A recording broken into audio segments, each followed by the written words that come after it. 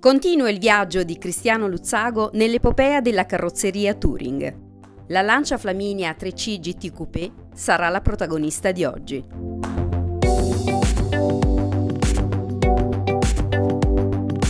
In questa seconda puntata, dedicata alle vetture prodotte dalla carrozzeria Touring, presentiamo la Lancia Flaminia GT.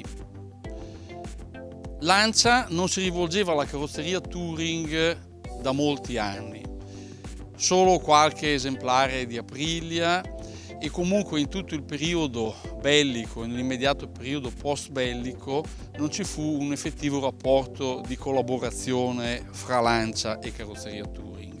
La carrozzeria Touring deve proporre a Lancia in tempi brevissimi un disegno che le consenta di acquisire questa importante commessa di produzione di vetture sportive.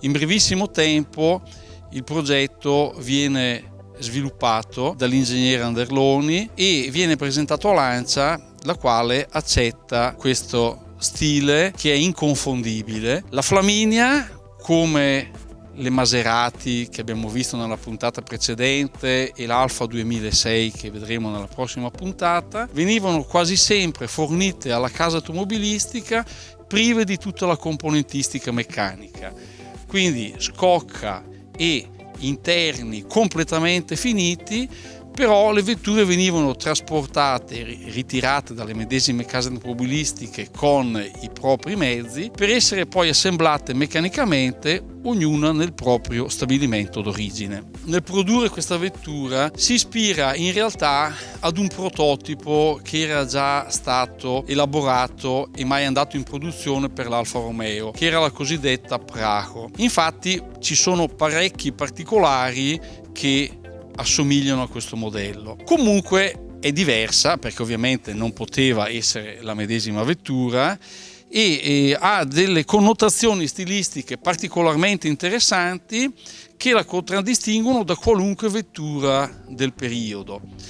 In realtà anche in seguito non fu mai vista un'altra vettura che avesse dei gruppi ottici posteriori con questa forma. Anche il frontale della vettura, che pur riprendendo nella mascherina la sagoma delle vetture Appia, questo per poter ricondurre il modello ad un family feeling Lancia, ha una fanaleria composta da 4 proiettori accoppiati inseriti in una sagoma del parafango particolarmente originale. Lancia si è sempre contraddistinta per delle soluzioni tecniche particolarmente originali ed efficaci. Il motore di questo modello, che come abbiamo detto in precedenza deriva, benché completamente ridisegnato, dalla Lancia Aurelia, viene prodotto nella cilindrata 2005, inizialmente monocarburatore, in seguito con 3 carburatori come questo esemplare e successivamente la cilindrata viene incrementata addirittura a 2008 cm3. Particolari che distinguono la Lancia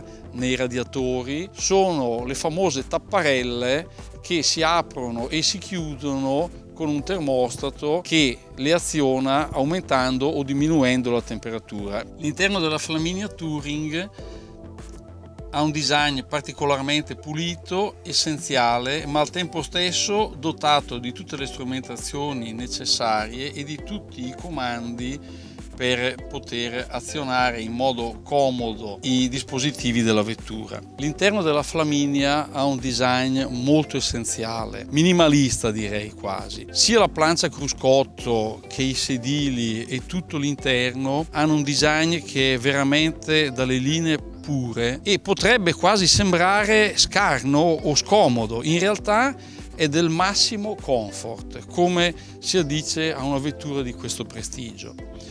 I sedili sono rivestiti in una splendida pelle, le moquette sono di pura lana, tutta la strumentazione del cruscotto è particolarmente curata e rifinita in tutti i dettagli, tutti i pomoli che comandano i dispositivi della vettura hanno un design originale che li distingue dalle altre vetture e il volante in legno completa quello stile e quello charme che deve avere una vettura di carattere sportivo come questa.